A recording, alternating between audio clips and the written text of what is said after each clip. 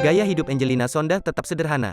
Angelina Sonda bekerja keras untuk menghidupi putra sematawayangnya, Kanuma Said. Kini Angi fokus menjalani hari demi hari menjadi seorang artis. Gaya hidup Angelina Sonda kian disorot. Memang, ibu Kanuma Said itu baru saja bebas dari sel tahanan Pondok Bambu setelah menjalani kurungan penjara selama 10 tahun. Istri mendiang Ajima Said tersebut dihukum atas kasus korupsi Wisma Atlet yang menjeratnya.